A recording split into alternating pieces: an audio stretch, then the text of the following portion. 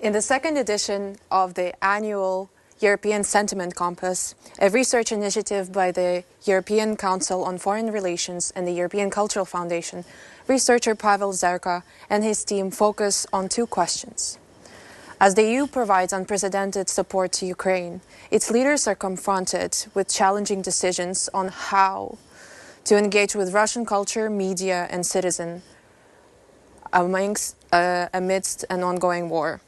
The question is whether their response will uphold or erode the values that lie at the heart of Europe. The study also looks into how the EU's cultural sector has responded to Russia's invasion of Ukraine. The findings of Compass will now be launched in a panel conversation chaired by ECF's own Isabelle Schwarz, Head of Public Policy. She will introduce the panel herself. Good morning and welcome to the European Sentiment Compass Edition 2023 debate. I'm here at the studio Engage TV in Amsterdam. My name is Isabelle Schwarz. I'm the Head of Public Policy at the European Culture Foundation, and I will be moderating this fascinating debate, which will be live streamed, which will be recorded, and which you will be able to re-see and invite your friends to look at if interesting. It will be until the end of May online, www.europeday.eu. The European Sentiment Compass is a joint initiative with the European Council of Foreign Relations and the European Culture Foundation, publishing every year on the 9th of May on Europe Day the survey results around European governments' attitudes and citizens' attitudes towards the EU, towards Europe and its 27 EU member countries. The European Sentiment Compass is, of course, nearly an impossible project and necessarily an incomplete one. The title alone speaks very different sentiments, from hope, aspirations, anxiety, confusions, nostalgia or cynicism, depending on who and where you are. Our debate today will be unfolding European realities across Europe and discussing possible solutions and possible responses to something that 15 months ago was nearly unthinkable: war being back in Europe. The title of the 2023 edition of the Sentiment Compass is called Culture Clash, Russia, Ukraine and the Fight for the European Public.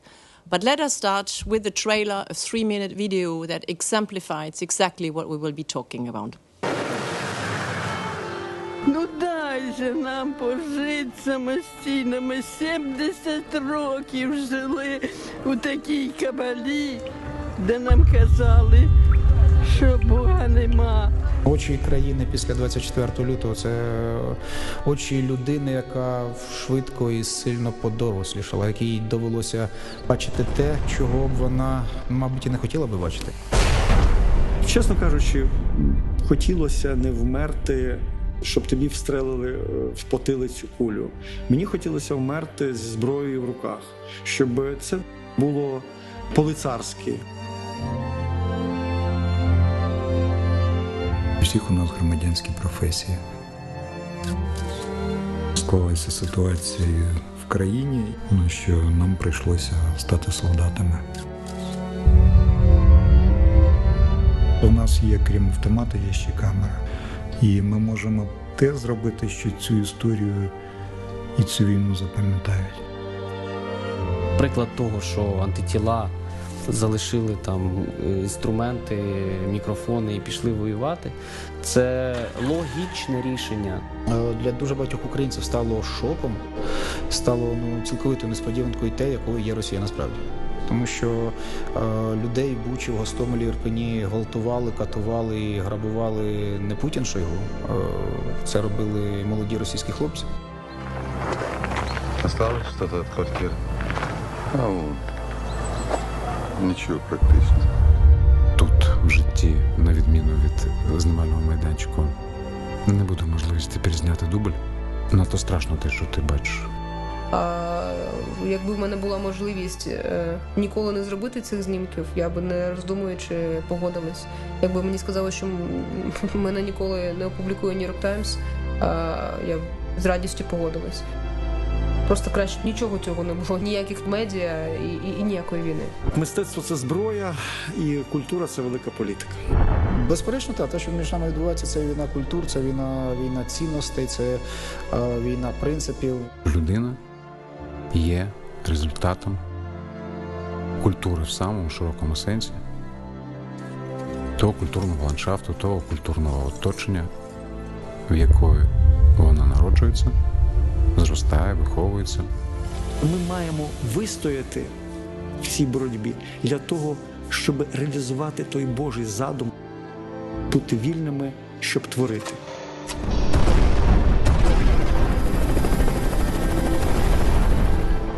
Тому боремося і в полях, і на інформаційному фронті, і на культурному фронті. І я впевнений, що найстрашніше вже позаду. І ми приречені просто на перемогу.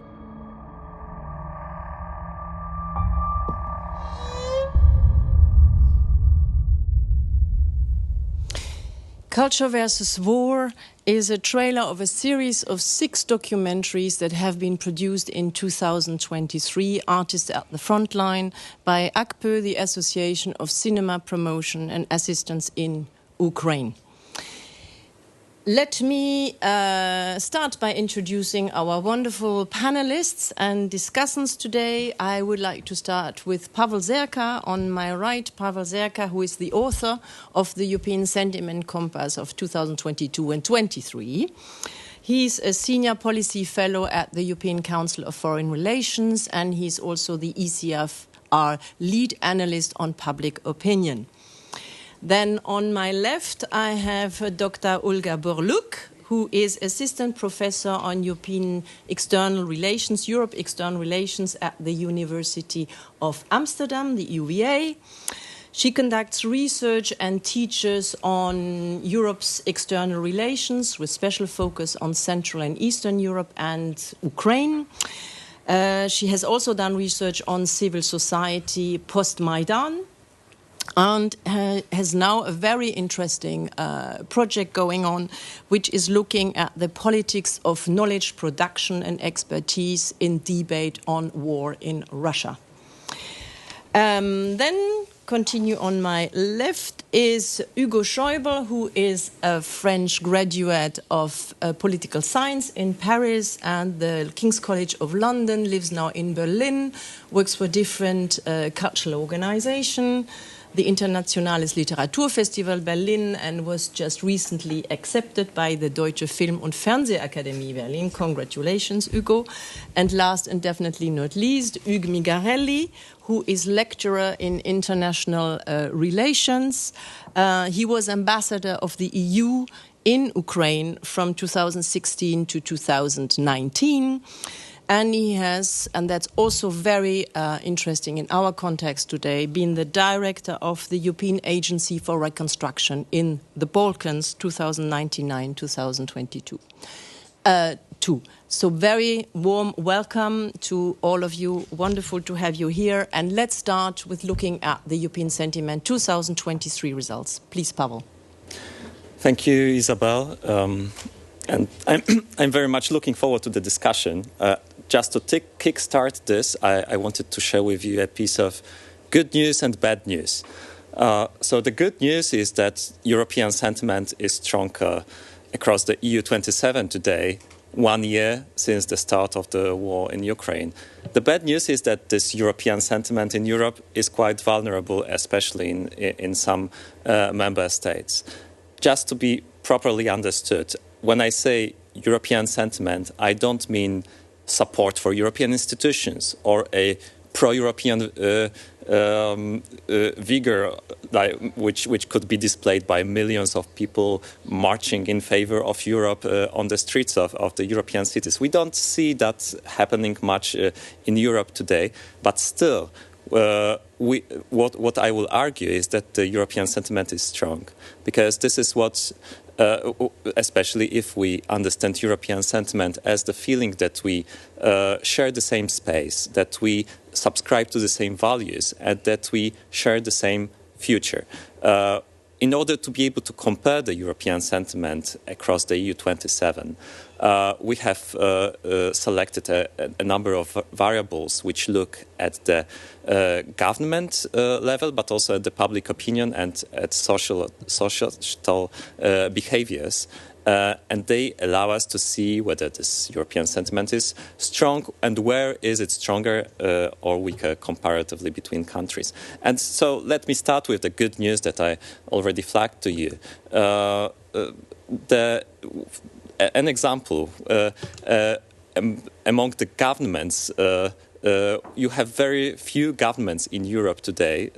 Mostly this is about Hungary and to some extent Bulgaria and Poland, where governments are not strongly pro-European, but elsewhere they have clearly pro-European attitudes. And what is even more interesting, over the past year, there have been four countries, Czechia, Slovakia, Slovenia, as well as Denmark, where the dedication to European cooperation has strengthened at the government level.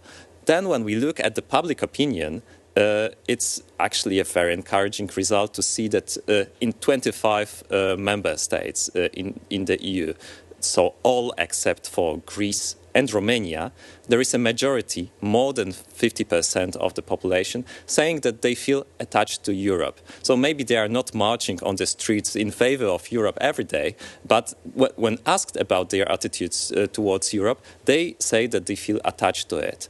And even when you ask them whether they feel optimistic about the future of the EU, of the European Union, still in 25 out of 27 member states, there are majorities who say that they are optimistic. So all countries except for France and again Greece. Also another way to look at whether European sentiment is strong is also to check how Europeans have been supportive towards Ukraine over the past year. And here we can see that in 12 member states, governments have dedicated at least half a percentage point of GDP to supporting Ukraine. So it has been a massive support from on the part of the European countries. And also when you look at the public opinion, in all the EU member states, there are majorities who are supportive of supporting Ukraine financially and also of welcoming Ukrainian refugees. And we have seen, so this is the data coming from public opinion polls, but actually in practice, most of us have seen a tremendous wave of support demonstrated by the European public and governments, with only some governments breaking the unity. But still, I told you also that I have some bad news, and this is about the vulnerability of the European sentiment. And here again, we have selected a couple of variables, mostly related to the war in Ukraine, to look at where those vulnerabilities are located and how they differ from country to country. Just to give you an example, in half of the EU members, so in 14 out of 27 member states, there is quite a high level of distrust towards the European Union. By high, I mean over 40% of the population is saying that they distrust the Union. Elsewhere, in 10 countries, there is a problem with relatively low media freedom, and in 8 countries, media literacy is a big issue. And finally, almost everywhere across the EU, there are major cost of living concerns, but at least in 14 countries, including the wealthy Austria or Sweden, they are quite salient. And therefore, this is a risk factor because in the context of those cost of living concerns, in the context of growing prices, inflation, etc., also the European sentiment could be undermined. Overall, there are countries like Denmark, Finland and Sweden about which you wouldn't have to be too worried about the state of European sentiment there. But there are also countries like Greece, Bulgaria and Hungary about which one should be quite worried, because they share many risk factors there are many risks to European sentiments there. At the same time, for example, Greece is a country with the lowest number of strengths when it comes to European sentiment.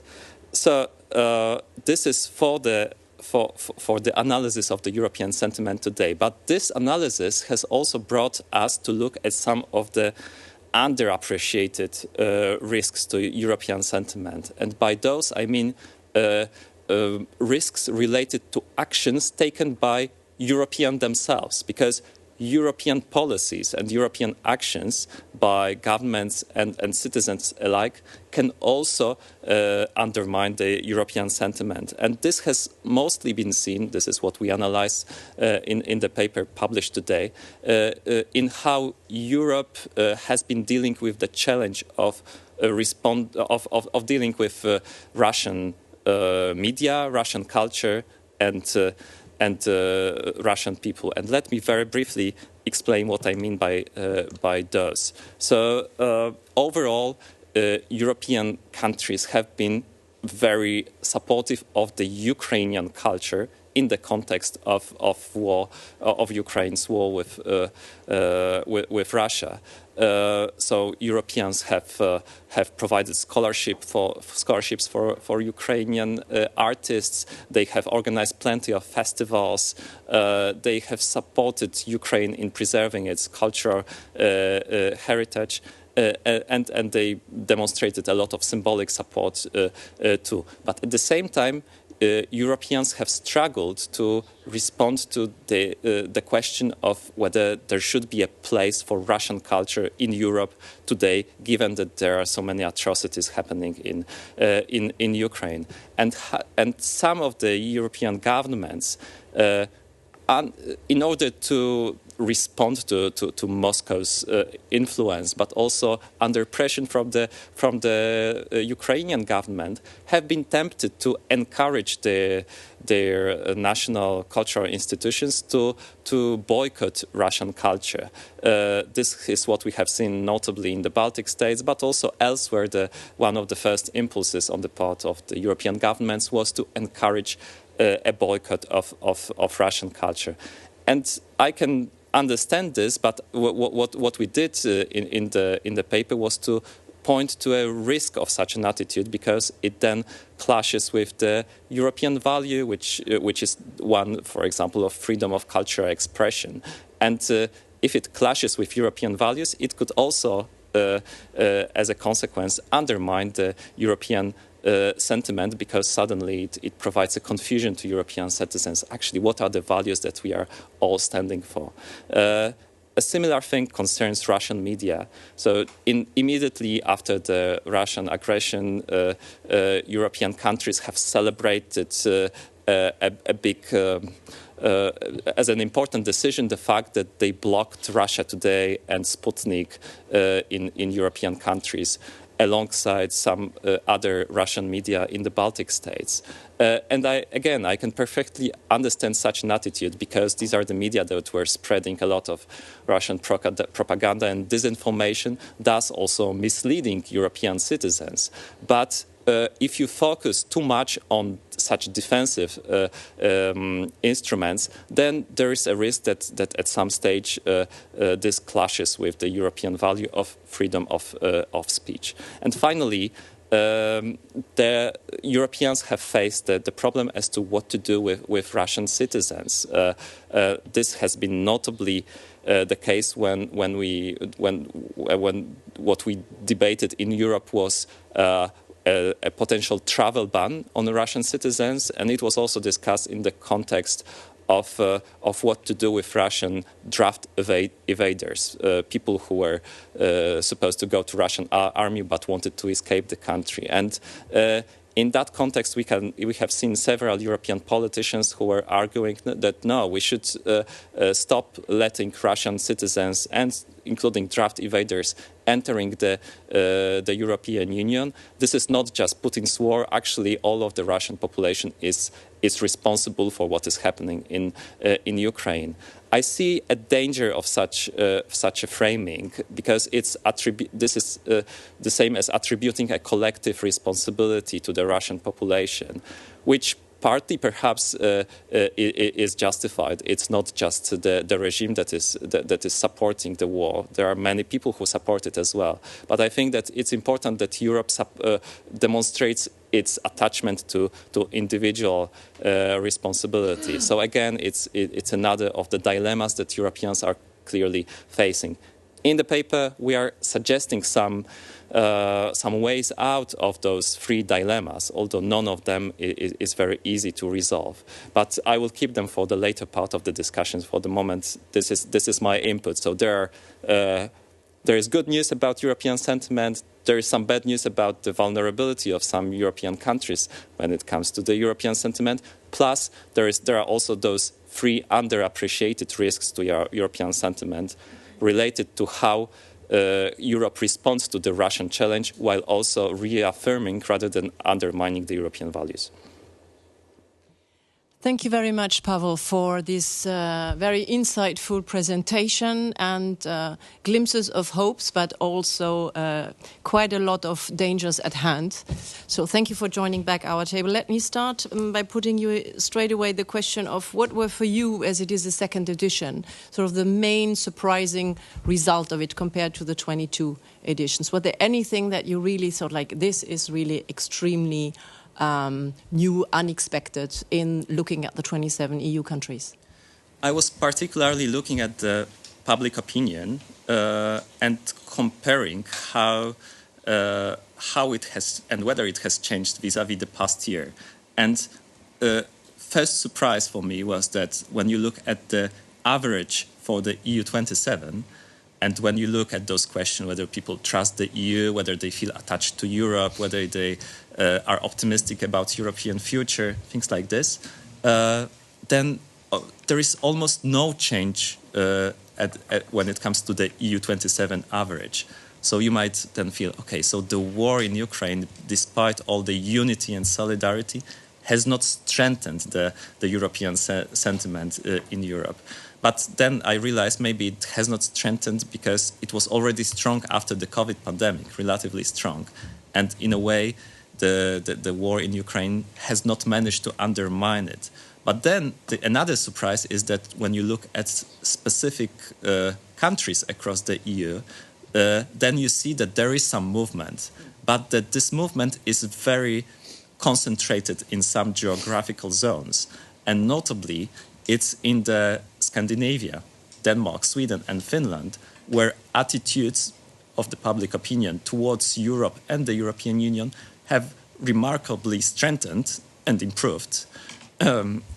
This is also the case of Latvia and Luxembourg, for reasons that I ignore about Luxembourg. But at the same time, there are countries, again, concentrated in Central and Eastern Europe, like Hungary, Czech Republic, Slovakia, and another Baltic country, which is Estonia, where those public attitudes have notably declined, deteriorated. So, and what that means also that in the rest of Europe, in Western, Southern Europe, attitudes towards Europe over the past years have not changed substantially. The past year has been important for the public opinion in those zones which are closer to the conflict zone, and not so much to others. Thank you very much, Pawel. That also gives us, the taste and the appetite of looking into the 27 individual country profiles. I think that are really interesting results to actually not only put everything under the European sentiment, but really zoom into the fine details of each of the individual countries. But let me continue as a quick reaction to the report, maybe from the Ukrainian perspective. Olga, your first reaction to what you've heard and the results so far? Yeah, this is a very important study, and I hope it will continue in the following years, because indeed public support is crucial for long-term measures, crucial going forward. I mean, public support for Europe and Europe's response, Europe's support for Ukraine in this situation. So, I liked how you said there, maybe it didn't raise, but it also didn't deteriorate. And I think there's already a win in not deteriorating, not losing public support and not losing the momentum. I also had to think, listening to, the different dilemmas that Europe is facing and the difficult choices to be made. I had to think that choice is a privilege, and in some situations, choice is a luxury. And, I think it's important for European citizens, for the people of Europe to realize that it's a privileged situation, privileged position to be in, to actually have an option of making choices. Because, Ukrainians didn't have a choice in this situation. They just literally woke up to the reality, and they have to live up to it. So it's also interesting to watch and observe what choices will be made. Thank you. Hugo? I think I agree. This is a very timely, important report. I'm excited for the discussion that's to come. I think I was quite interested to see that, already in last year, Sentiment Compass report, and this year, the link of culture within the of culture and the European sentiment is really emphasized, and the link in between culture and public support. And I think, as was just said, even if we've seen that public support hasn't really raised nor deteriorated, I think its link with the arts, with cultural narratives, is emphasized a lot. And I was quite surprised, for example, to see how the fact that the elite is really tied to the Russian culture in countries like France or Austria make them quite vulnerable as well to the Russian narratives. I think this was an interesting link. So, yeah. Thank you. Hugues. Well, this is an interesting study which raises three important and complex issues: how to handle Russian citizens, Russian disinformation, Russian culture. And I believe that it's important to have a collective reflection on these issues that we all face in our daily life. Thank you, Hugues. Actually, I want to build on this and start right away with you in our first block of conversation, which we will dedicate to the risk factors. So the main message of the study is, yes, the European sentiment is strong, relatively stable, but with high risk factors in the different EU countries, and some countries with high vulnerability factors. So we're going to do in this first round, zooming into that dimension. I'd like to start with you, Hugues. The longer the war goes on and ravages, the more there is the risk of Europeans to disunite and solidarity with Ukraine to faint. In your eyes, what is the main risk for the EU in that context? Well, I believe the EU is facing many risks, but I will just mention two of them. First of all, as Pawel mentioned, the EU has been able to show some kind of unity 14 months ago, just after the Russian full-scale invasion. But we know that over the last 22 years, when Putin has been in power in Moscow, EU member states were not united on their analysis of the Putin regime. And therefore, if this war ends not tomorrow, but in a few months or in a few years' time, there is a risk to have again a disunity, a lack of unity among EU member states, because the Russian narrative about some kind of NATO and EU responsibility in the current tragedy is still present and very active in Western Europe. Not everywhere in the EU, but in Western Europe. And therefore, I believe that this is a serious risk. We have to be aware that in many European countries, you have people who are close to the Russian narrative, who are extremely receptive to this narrative. You have as well a rising far-right populist parties in many EU member states. And this is not, in my view, something which is very positive about the EU position toward this aggression. The second point I would like to mention is that, as we all know, we have in what we call today the Global South a number of important countries, such as India, such as South Africa, Nigeria, Brazil, Chile, which up to now refuse to clearly stand by Ukraine. Some of these countries consider that this is a war between European countries and this is not their business. Some of these countries consider that the NATO and the Western world has some responsibility in this war, and therefore they do not clearly support Ukraine. And I believe that it is our responsibility to do everything possible to ensure that this country understand that it's not a war between Russia and Ukraine, but a war between autocratic regimes, such as the Putin regime, and all countries who believe in open societies with market economies. This is the second risk and challenge that the EU is facing today. Thank you very, very much, Hugues. That also poses the very important question, indeed, of Europe in the world, because with the war in Ukraine, of course, much attention, I mean, we see it daily and on news, is, of course, zooming into the EU and, of course, the sort of antagonistic presentation on one side is, you know, the bad Russian and the good Europe, but actually it goes much beyond that. And I'm glad you put the question of Europe's credibility also towards its partners and potential allies in the world, because, well, we are also, as Europeans, often navigating that fine line between enemy, partner, ally, and protagonist of our own interests. So thank you very much for bringing that in. And regarding tackling the questions of misinformation, fake news, and so forth, I think we're going to do this also in the second round, looking at what Europe can actually do about it. So let me go now to Olga. Olga, thanks again for being here.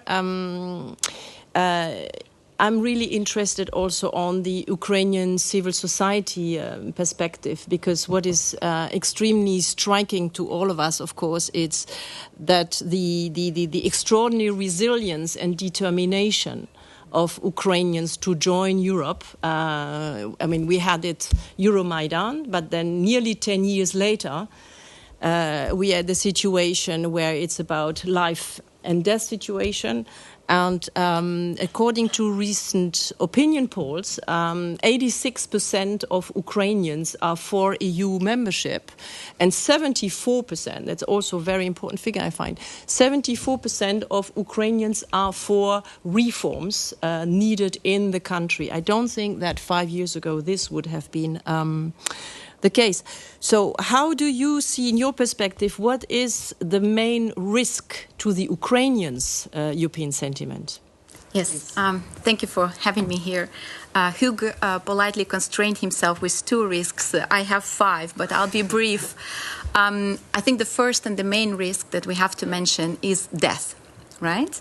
It's a war of regimes, it's a war of worldviews, it's a war of cultures, it's a war of many things at a very fundamental, profound levels. But it's at the same time a very material war happening on Ukrainian territory, threatening the lives of Ukrainians. So I just wanted to mention that, not to kill the festival mood, but just to make sure it's out there. I think when we talk about the profound resilience of Ukrainians and Ukrainian population, society, civil society, it's indeed there, and Ukrainians have decades, if not centuries, of experience of resisting Russian imperialism and colonialism. But of course, the big risk there is exhaustion. We are used to think about in terms of work-life balance. Now, in Ukraine, the situation is of finding a war-life balance for every individual and for every person in their respective position in society. And of course, it's now been 14 months. More than a year, and people are getting tired. People are getting exhausted. They're getting worn out, burned out, and it's important to switch into long-term thinking, or at least medium-term thinking, and see how also Western supporters could support domestic efforts in reform, in resistance, to make it sustainable. Another third risk would be running out of money. Right, Ukrainian economy is suffering tremendously. Also at the human individual level, lots of people lost their jobs. Lots of people quit their jobs to be volunteering full-time, or quit their jobs to join the army. And of course, eventually your savings run out. Right, and that's why it's so important. If you follow fundraising campaigns, donation campaigns, Ukrainians have raised money for satellites. It's incredible, but I don't think it's sustainable, to keep doing this over the long term. And of course, it's important to keep supporting, and also for European citizens to be supporting various causes in Ukraine. Now, important, you've mentioned recent public opinion surveys on the tremendous unity and support for European future. I think another number there is, which is also very striking and very important to be mentioned, is that about between 1% and 2% of Ukrainians still believe that there can be any conversation with Russia. So this is also, for the Western audiences who are used to think of Ukraine as split between East and West, and somehow, these two parts, two camps, this was never really the case as portrayed by Russian propaganda, and it is absolutely not the case anymore. Like I said, between 1% and 2% are even prepared to have any conversation. Now, that doesn't mean that there is no risk of division within Ukrainian civil society, and the divisions are stemming from positions taken during the war. Right? And what I observe, being a Ukrainian based abroad, is that there are divisions between those who stayed in Ukraine and those who fled, right? Fled in the first months, and then among those who fled, between those who stayed and who returned. Between those people in Ukraine, there are divisions between those who joined the army and those who didn't, who joined the effort and those who didn't, right? And these are very, very sensitive, important, and layers of trauma going in there. So this is important, very important for Ukrainian society to maintain the unity, to overcome, this inclination to fight over this, and to blame each other and point fingers, and to see how, everybody just acted to the best of their situation in that moment, right? And finally, the fifth point is the big risk of disillusionment with the West, as I heard it here. If you would follow back what happened in 2014 when Russia annexed Crimea and started the war in the eastern provinces of Ukraine, there was the huge mobilized support for the EU. And then if you look at public opinion surveys 2015, 16, 17, there was a huge dip. Not only Ukraine, but widely in the region. In Moldova, in Georgia, in Armenia, populations were very supportive because EU did not step up to the occasion on that occasion, right? We could say it's doing much better this time around, but of course much more is at stake, you could also say. But the question is, should, the support on the EU side not continue as it did and not live up to the promise and to the expectation, then of course we might observe a disillusionment there. And what then, right? What is very positive, though, is that for the first time, I think, in recent history, there is actual contact between EU citizens and Ukrainian citizens, because there's huge attention, huge media coverage. The knowledge gap is being filled daily. But also there is 6 to 8 million Ukrainians based all around European Union and other European countries that are not European Union. And that gives, for many EU citizens, their first ever direct encounter with a Ukrainian and a motivated, engagement, which I believe will contribute to the diminishing perception gaps and also better knowledge of each other. Thank you. Thank you very much, Olga. I'd like actually to connect one of the points in the report and what you just mentioned earlier about the 1% and 2% of those Ukrainians who are 100% against any form of contact with Russia, which poses two issues. One thing, that there will be at some point no war. There will be an after war. So how will both Ukraine, but how will also Europe deal with Russia? I think this is something also very few people are actually considering now. It's all about the actual situation and recovery and reconstruction, but still Russia will exist. So how will we as Europeans also engage? What kind of relationship will we engage with Russia? But related to this study, one of the things, Pawel, you raised was that there have been increasing pressures from Kyiv on the EU and individual governments for a new tolerance, so to speak, attitudes toward Russia. So banning of media channels, of course, not only regarding propaganda, but in general, any Russian media.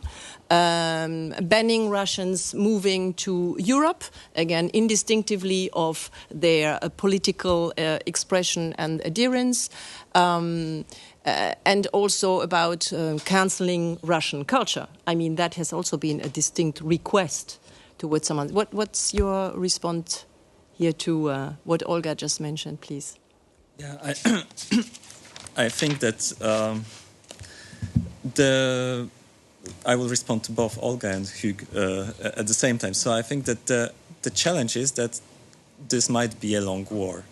And actually, if it is a long war, that means that the counteroffensive of Ukrainians, for which we are all hoping for right now, if it turns out to be a long war, that means that counteroffensive did not work as well as we would like it to work. And so let's imagine that in 3 or 4 months' time from now, we are already after or in the middle of the Ukrainian counteroffensive, and it's not very successful. This can prolong the conflict, but it can also undermine the feeling that the things are moving in the right direction. That could undermine also European solidarity, I believe, because that solidarity is based on 2 important pillars today. One is that we are defending the attacked country. So it is based on values, on the genuine feeling of what is right and what is wrong. But I think that it's also partly based on the feeling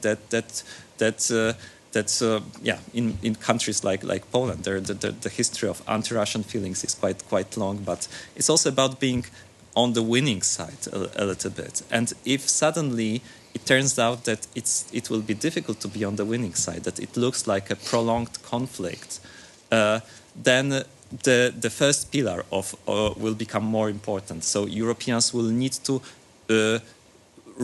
still believe that there is an important normative component in why it is important to support Ukraine against Russia.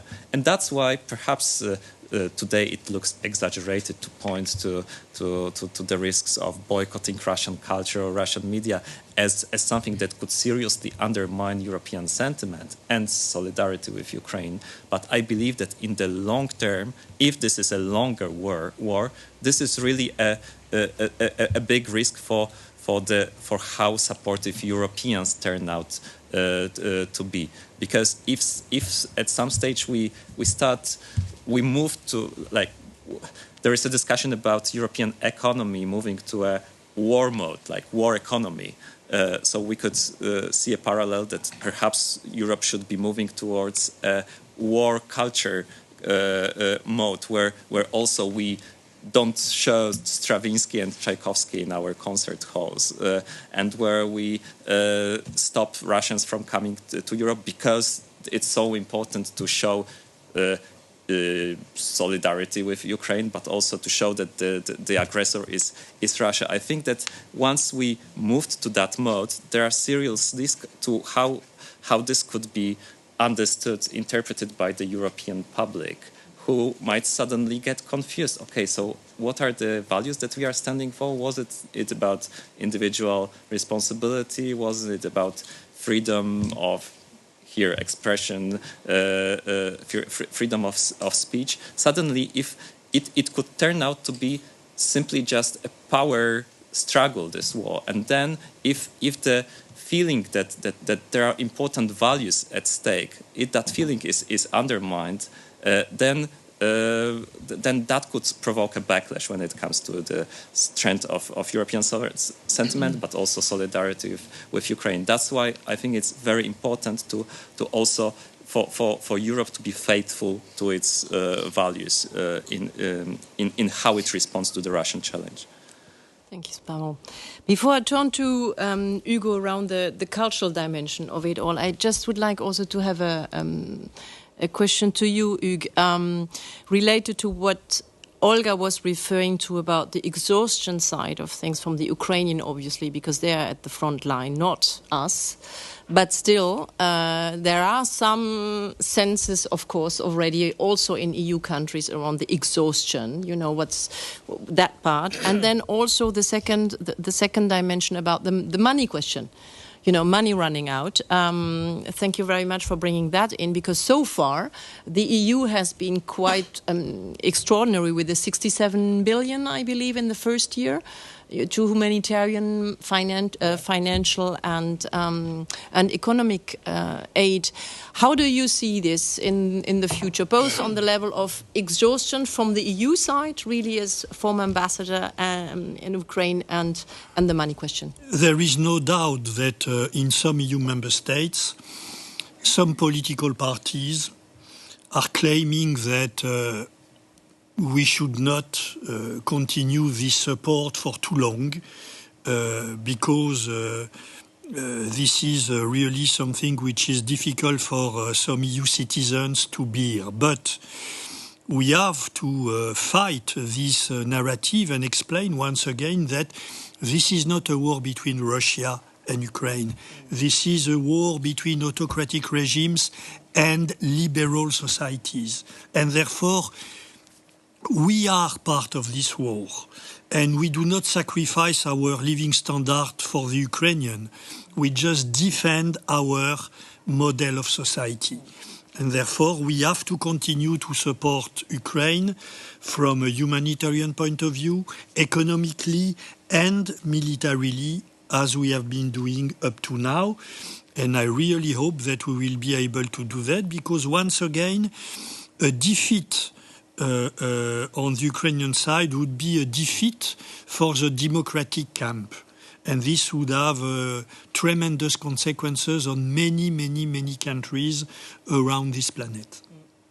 And credibility to inside Europe and externally, for sure. And maybe just one follow-up question, Hungary. I mean, obviously, also in the report, of course, it says, you know, it's the outlier. And it still is very pro-Russian. How do you think that the EU is dealing with it? Can it step up? Can it change its behavior? Because that's really what also citizens are looking at. Okay, how do we believe in that model if you're not able to convince your own member state?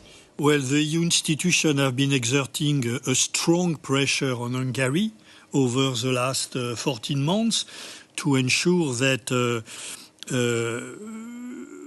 the Orban regime could not veto the sanctions, 10 packages of sanctions which have been taken by the EU. In many instances, Hungary has benefited from exemptions. We know that. But as we know, there is a need for a consensus in the EU when it comes to a decision on foreign and security policy.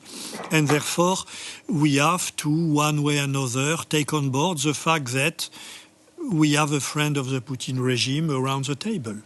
And we have, once again, realistically to reach compromises with this Hungarian regime. This is sad for the EU. But up to now, I believe that it has been possible once again to adopt the most important sanctions that the EU has ever adopted against any country. Today we have an 11 package of sanctions on the table, and I'm sure that here again there will be a huge pressure on Hungary to ensure that they do not veto the most important components of this sanction package. And realistic take on the compromise possible regarding Sweden's accession to NATO, because there again Hungary is blocking the case. How realistic can we be about that? Frankly, I believe that in this case, in the case of Sweden accession to NATO, Hungary is a bit behind Turkey. And if we would not have a Turkey blockade, a Turkish objection, I don't think that Hungary alone could really stop Sweden accession. Thank you. Thank you. Well, now, Hugo, let's turn to you and the very important subject that we are really delighted that it is even more prominently in this report than in last year's report is the question of culture. And culture, that what we see, of course, what is happening in Ukraine, and Olga also referred to it, and the title of the report refers to its culture clash. It's also a war on culture. We are not in war with Russia culturally, but it is a war on culture that is being unrolling. And Putin is denying Ukraine its history, its identity, its culture, cultural heritage.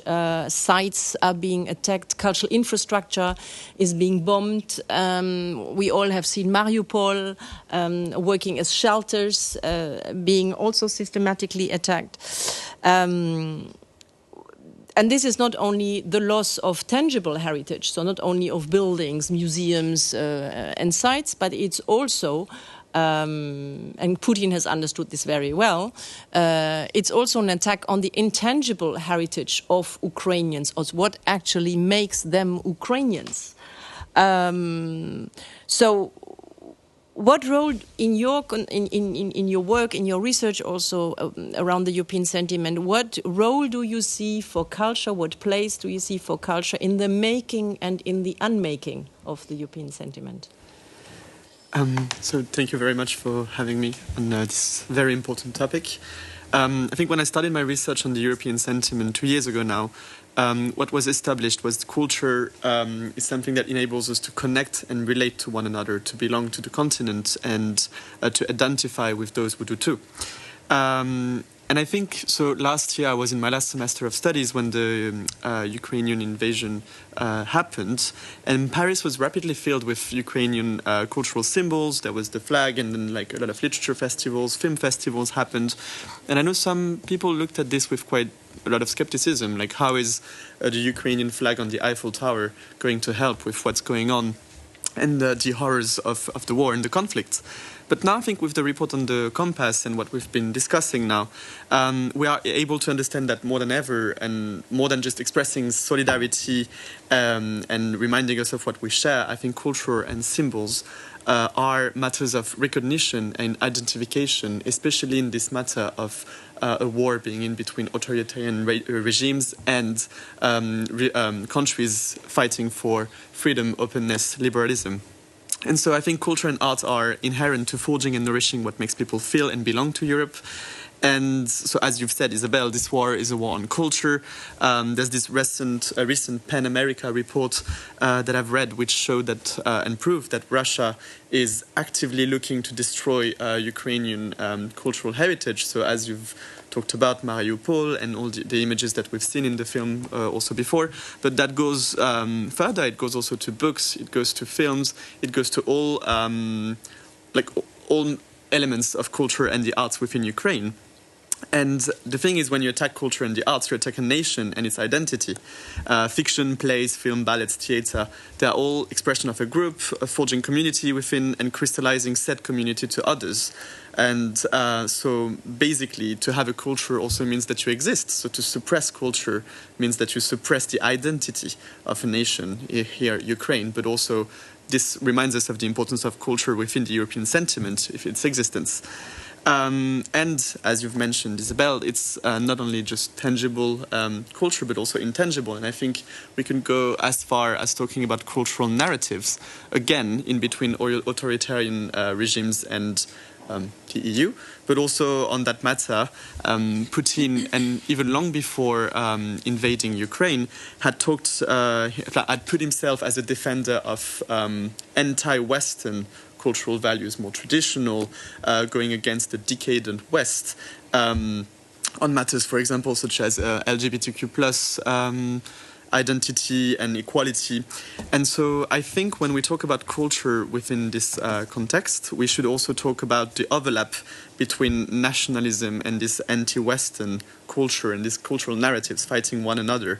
And as was shown in the report, this appealed to a lot of people from the far right in the West, who are then more inclined to go for Putin's narratives. And so cultural narratives are central.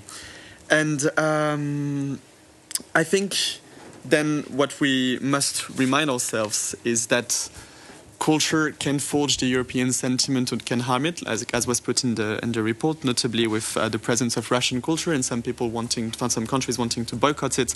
But it's so important not to do this, because when there is a risk with culture leading to certain countries being more vulnerable to Russian narratives, then the response should be even more culture, to have discussions, pluralistic discussions, conversations, deconstructions, and also a trust from European countries to European citizens to be able to respond to these messages themselves and not to boycott, because as we've said, to have culture is to exist.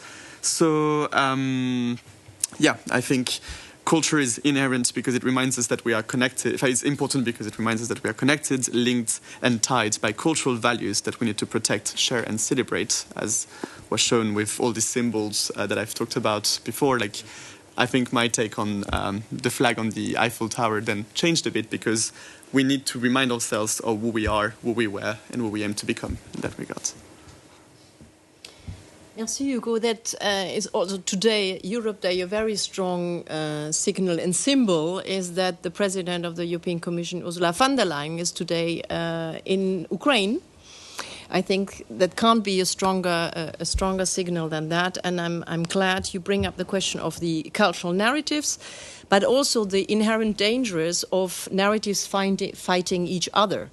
Because what the take of the report is indeed that it's not about us and them, and the sort of black and white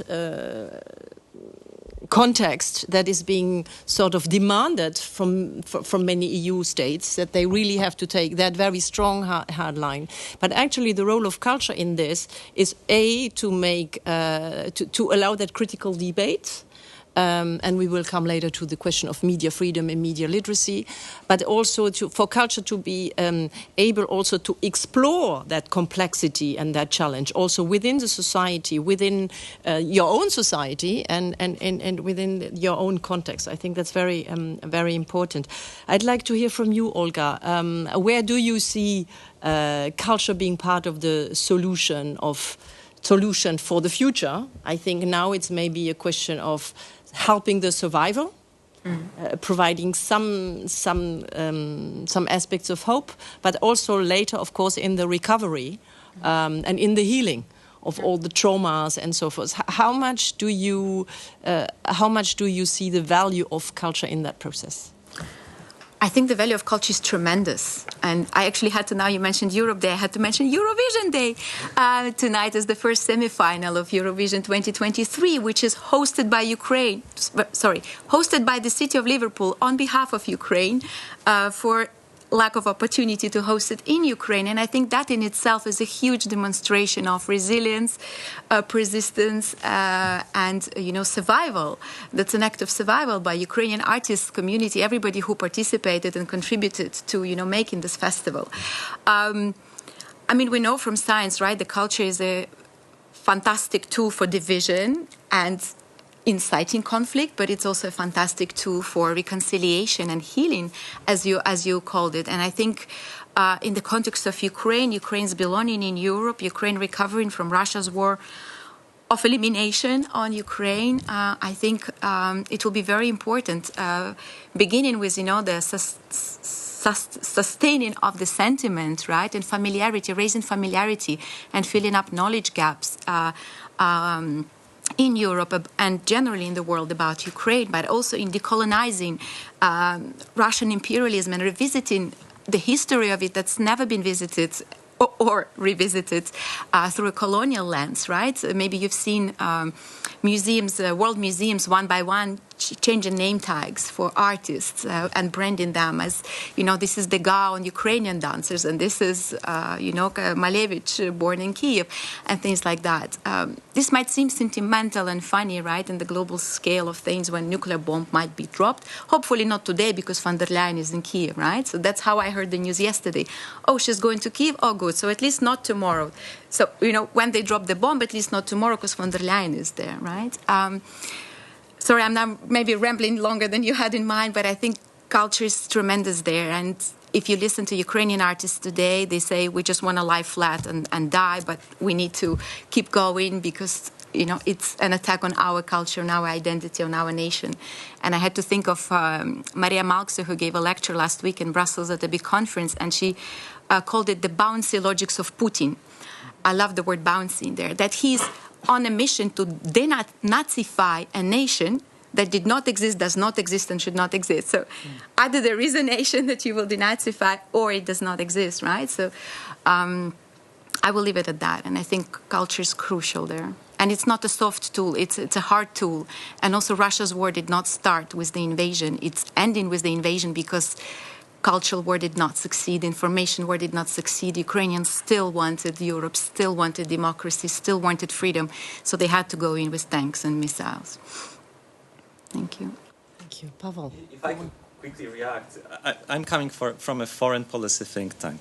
Among my colleagues, we have focused usually on very strategic factors, on power of diplomacy, but also on power of economic tools in international relations. And culture usually was like marginalized as part of so-called soft power. And so since it's soft, then nobody really wanted to focus too much on it because, yeah, what matters is a hard power. But for me, it was a great discovery to realize how much culture matters in that conflict, which is not just a war between Russia and Ukraine, but also a conflict with the West that Russia is engaged with. And Timothy Schneider, he argues that for over a decade it has been in that conflict with the West more broadly and with Europe more specifically. So in that conflict, it's crucial to understand how Russia operates culture. So how the allure of Russian culture, for example, across Europe, can alleviate a little bit the attitudes of European leaders and societies towards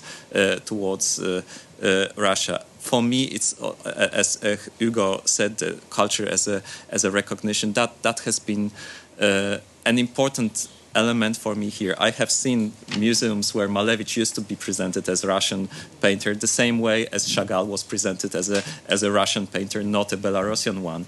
And I see that slowly the institutions, museums are recognizing the existence of those cultures that have been appropriated by Russia previously.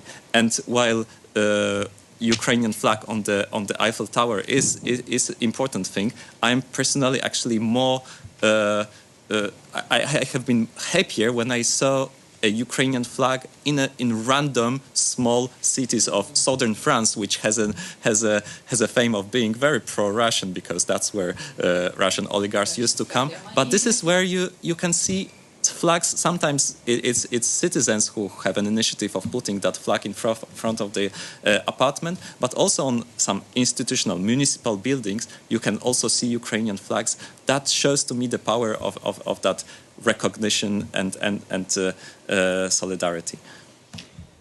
Pawel, because you have already, now you have the word thanks, I think it's the time to go to the second part of our conversation, which is looking at the future and what can be done very concretely. I mean, you already alluded to some of them. So I think if you could introduce us to these three dimensions, one dealing with the media, one dealing with culture, and one dealing with people. Yeah, please, Pawel. As quick as I can. And I will start with culture. So, of course, for me, it's difficult to find a red line. But I was struck. So during the research process, we collected cases from across Europe of how European institutions have been dealing with the challenge of whether to give space to Russian culture or not. There is, for example, an opera, La Monnaie, in Brussels, which decided to keep its Russian program for 22-23, explaining that culture, art has a role of constructing bridges. But this was controversial. Still, one philharmonic in the Netherlands, in Haarlem, decided to cancel concerts of Tchaikovsky, Stravinsky, because of war, and it also was controversial. Initially, when thinking about it, I felt, okay, what should be the recommendation? Should we actually leave less space for Russian culture today, given that this is war? But then I realized that actually a proper approach to adopt is to leave that space for cultural institutions and for citizens to decide. We have freedom of cultural expression in Europe, and actually cultural institutions have an important role in providing a context to reflect on the challenge that Russia represents.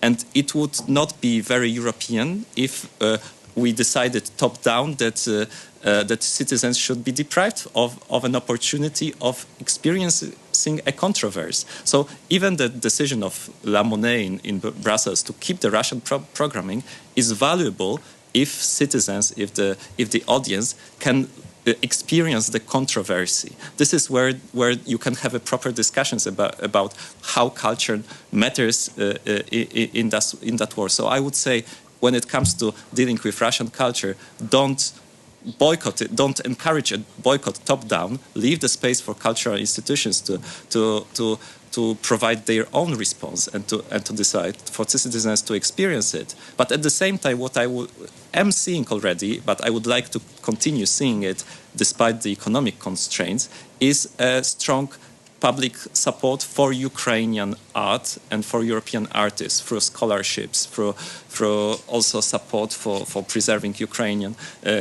heritage and preserving it also on the forum of international institutions. So I think this should be the right mix of responses in the culture domain. When it comes to disinformation, I wouldn't say that we shouldn't be banning Russia Today and Sputnik.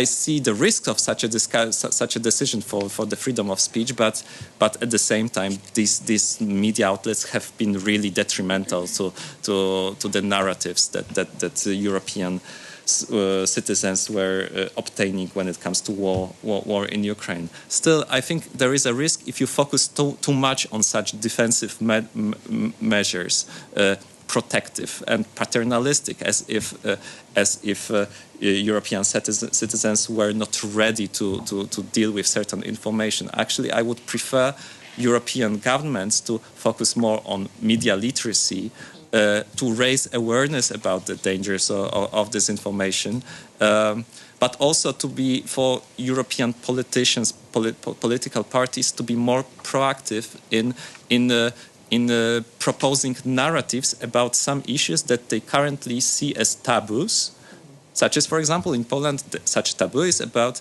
the presence of Ukrainian refugees in the country, who constitute more than 5% of the population.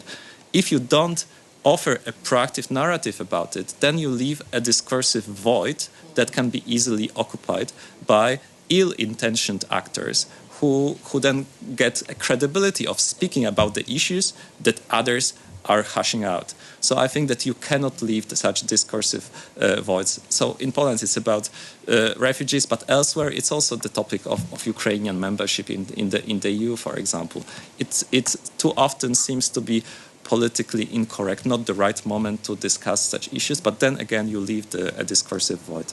And finally, when it comes to people, I understand that there are reasons to restrict access of Russians to Europe, even on security grounds. The Finnish intelligence is saying that they have identified a significant decrease of spying practices by Russians in their country since they restricted the access of the Russian citizens. But I think that there is a risk, again, that you go too far in it and that you impose a burden on Russian population, among whom you could find otherwise valuable allies in also resolving that wars, because even if there is some backing for the Putin regime among the Russian population, there are also valuable allies among dissidents, cultural activists, etc. And you need to provide them with preserve channels of contact with them and not leave them alone. And also the risks of creating too much of a contrast, like between us and them.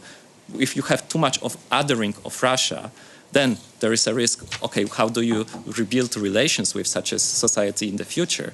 But there is also a risk that strategic cost that you exclude certain allies right now, because you suddenly construct a vision of collective responsibility of regime and the society. You put them in one basket, but also you also put Belarus and Russia in one basket, whereas among the Belarusian society, you actually have a lot of potential allies that you shouldn't exclude too quickly.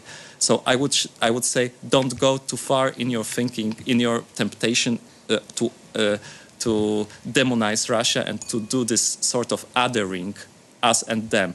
I feel that European governments feel that there is that if they that their unity, that the strength of unity depends on creating an image, a consistent image of a Russia as an opponent. But I would question whether this is the right assumptions that they have. Thank you, Pawel. I think you put in a very interesting point here. It's the vital necessity of a European public space and a safe European public space, and how you navigate between these different narratives without being neither autocratic nor going the direction of censorship. So I think that will be critical also in view of the European Parliament elections of 2024, because that's my personal sort of anxiety around this, that this discursive void will indeed be hijacked by more right-wing anti-migration parties and so forth. So thank you very much for putting that subject here among us and for discussing that further. I'd like to have Olga on that point, because what we see is, of course, that the war has extremely deep and multi-layered consequences, both in terms of security and international relations and economy, but also on the trust in democratic systems and in the media. No, I would say that this is not an isolated case, and we need to see it more in a wider context, because this is, of course, is also related to an acceleration of digital platforms, social media, and so forth, and sort of challenging also the liberal international order. And challenging democracy per se. So what do you see? How do you see the responsibility of media, to bring us back to the European sentiment compass? How do you see the role of media in creating, shaping that secure European public space and the fight for the European public? Yeah. Thank you. When I think of the responsibility of media, I think in terms of Russian media and what do we do with that, but then also European media and how do we, boost our own expertise and coverage, and then the role of Ukrainian media and Ukrainian journalists on all this. And the paradox of this war is that it's at the same time a 19th century war, right? We see images of soldiers in trenches, and they're actually, news of soldiers losing their feet from being, standing with wet feet for too long, right? So it's very much, First World War and before that. But at the same time, there are news headlines on how this is the first AI war, right? So the first war with artificial intelligence, and how can you tell, what's really happening and what's been generated, and the battle of algorithms in the online space and such. Now, in terms of the media responsibility on Russian disinformation, right, or propaganda. I have to think that, the argument of where does the freedom of speech, does it extend to this or not, and, how this is a dilemma. To me, this is less of a dilemma, because I have to think, there's human autonomy, and then there are people going around killing other people, and their human autonomy does not extend to this. Now, there's freedom of speech, and then there is inciting of genocide and a war of elimination. And in my opinion, freedom of speech does not extend to that. And I'm sure that there is enough philosophical, moral, legal, political arguments out there to justify this. And then also practically, when I think in terms of, okay, let's not, censor let's not stop coverage. Let's counterbalance it. We haven't got the money. We haven't got the resources. I mean, Russia's doing a tremendous job with their propaganda, so much so that many in the West do not even, they would argue with you on the scale of it. They would argue that it's much smaller than it is, or they would argue that they themselves are not susceptible to it. That's what a great job the propaganda is doing, right? Russia spends billions of money. The BBC of Russia today alone was bigger than the budget of Russia today was bigger than the budget of BBC, right? And then there are all the other outlets. We just haven't got the money. And also, I just have this image, a metaphor. I don't know if it will be helpful to anyone in the audience. I have this factory that's dumping waste in the water, and we're arguing whether we should be closing the factory or investing in our water filter facilities, right? And I think, yes, at this point we need water filter facilities because the water is already contaminated, but we definitely have to address the factory, right? There's just not one without the other. And yeah, if you want to learn more on how Russia's disinformation war is an element of the war, I would highly recommend the book by Oksana Zabushko. It's a Ukrainian writer, intellectual. She wrote a book. It's an essay called "The Longest Journey," or "The Longest Tour," or "The Longest Book Tour." It's translated in many languages differently. So in Dutch, for example, it's Mijn langste boektournee, so my longest book tour. But then in English, it will be "The Longest Journey," I think. She kind of goes over the past, 10 years, 30 years, 300 years, and how, information has been part of that. Now, in terms of the Western coverage, I think up until very recently, Ukraine and other countries in the region, but also further out in Central Asia, they're often covered through Russian lens and sometimes quite literally from Moscow. And I think there's finally been an end to that. Now, Ukraine is covered by journalists in Ukraine through the eyes of, what Ukrainians have to say on the matter. And I think that's a fundamental and kind of categorical improvement there. And it would be very important to sustain this over the years. Now, for Ukrainian journalists, the challenge is that they all woke up war journalists, which they were not necessarily trained to be in terms of processing trauma, in terms of documenting information, which then can be used towards, war trials, but also in terms of, physical risk that they're enduring. And of course, the challenges from the transformation of the media space. The role of social media has increased even more. It was already huge. It's increased more in Ukraine. I think Telegram is like the #1 information source for Ukrainians, not Facebook, Twitter, or television. But also many television conglomerates have closed down because there is no advertisement, so there is no money in that industry. And that's, of course, a huge risk in the long term, right? If there's too few channels left, in terms of freedom of speech and what is covered. So yeah, fascinating. Lots going on, full-time job for people working on, media disinformation as an element of this war. And in general, I think it's a full-time job. Thank you. So you raise also the question of, need for money and training. And that I also hear a lot, for example, how can foundations and or public authorities help?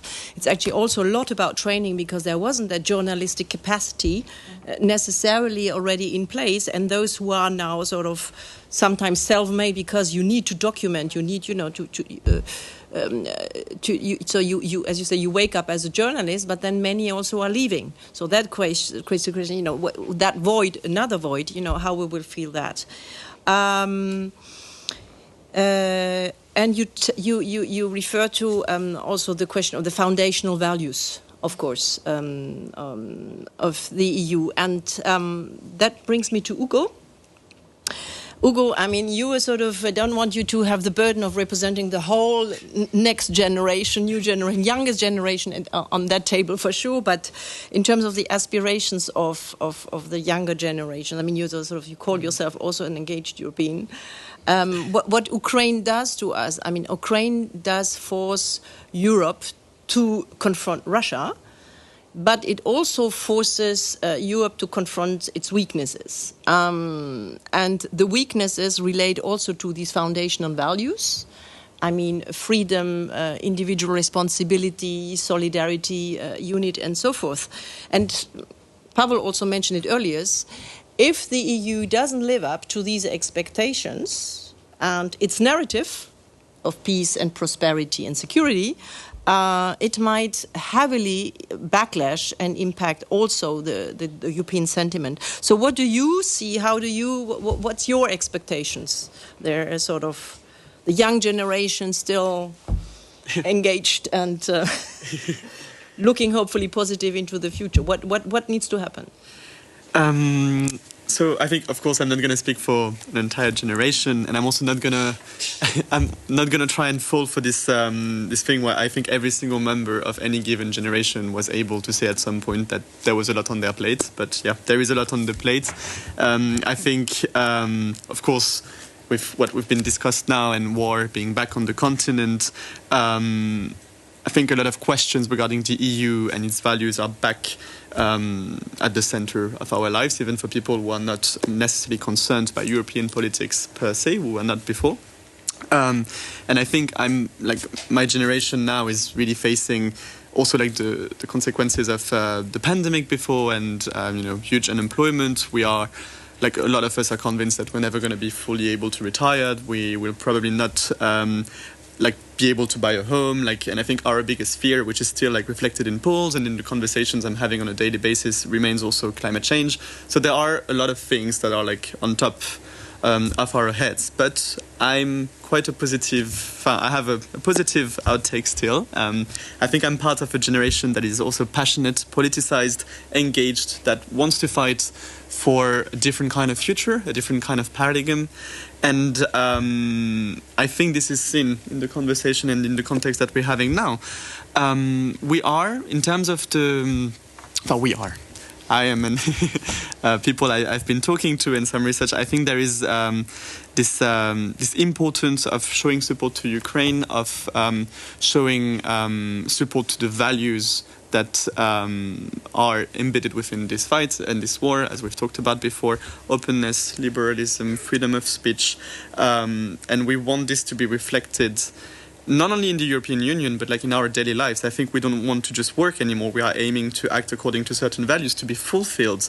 And we are expecting fight against climate change, emphasis on inclusion, fairness, protection of human rights, because this is something that is at the center of the conversations that we are having ourselves. But I believe that this is also a certain chance. There is a chance within times of crisis, because they show us that we need to do things differently, and therefore that we can. And I think, as I've said before, discussions on Europe, discussions on the future of Europe were only held in between people who were studying the matter or who were having the privilege to discuss the matter. Most of my other friends or people were just saying it's too complicated, or frankly it's a bit too boring. But now I think we are back into this question of we realize what it means to be European. We realize what it means as a matter of privilege, as a matter of values, as a matter of norms that are upheld within this. But there is still a matter of a willingness for more recognition and agency. This was shown, for example, last year with the Year of the Youth that was implemented, but still there is more to do. And I think there is more to do in terms of EU weaknesses, in the sense of, it's mentioned a lot in the report that the EU must hold up to its values in order not to appear as weak and hypercritical even. But I think these discussions were also held before regarding, for example, Europe's colonial past, or treatment of people at the borders, human rights issues, internal big problems against BIPOC communities, queer communities, and I think something that I expect for Europe is to have actions aligned to words as well. Merci, Hugo. Time is running quick. Hugues, I leave you to, I would say not to close, but to make the connection between culture and politics. Soft power was mentioned several times. Where do you see the future for culture in the recovery and the future reconstruction of Ukraine? Well, the recovery plan of Ukraine will have three main components. The first one is obviously the reconstruction of all destroyed and damaged civilian infrastructure, schools, houses and hospitals. The second one will be the resumption of the reform process, which started in 2014. And the third and last one will be the EU accession negotiation, which I hope will start this year in 2023 if Ukraine manage to fulfill the 7 requirements which condition the beginning of the negotiation. During the current discussion about the recovery plan, it's clear that culture is not a priority. And therefore, we have to convince the decision makers in the Ukrainian government and among the main donors that it is very important to develop an ambitious cultural policy for Ukraine. If we want to strengthen the Ukrainian national identity, it is absolutely necessary to preserve the Ukrainian cultural heritage and to develop an ambitious cultural policy for the next few years. We have for that to mobilize the Ukrainian government, obviously, but the local authorities as well, the exceptional civil society which exists in Ukraine, and the private sector. The private sector has to be mobilized through tax incentives, public-private partnerships. The local authorities should be mobilized in the context of the decentralization process, which has been a major success in Ukraine since 2014. And obviously, we should as well ensure that in the government in Ukraine, they understand that it is necessary to provide the Ministry of Culture and Information Policy with the necessary financial and human resources. If we want to safeguard and strengthen the Ukrainian national identity, we have to promote a very ambitious cultural policy. This is absolutely necessary. Thank you very much. I think this is a brilliant end of our conversation because this is exactly what we are working on a very ambitious plan for Ukraine's cultural future Ukraine's cultural future in Europe. And I would like to post this here. This is what we call for a European cultural deal for Ukraine that is part of a cultural deal for Europe. And we will certainly return to you, Monsieur Mingarelli, to help us realize it. And I'm confident we're going to make it. This is all what we can share today. It's been a wonderful conversation, very insightful. Thanks so much to my wonderful discussants. Thanks so much to the audience online. All for now. Wishing you a good day, happy, if possible, Europe Day, and hope to see you next year. Thanks a lot. Bye-bye.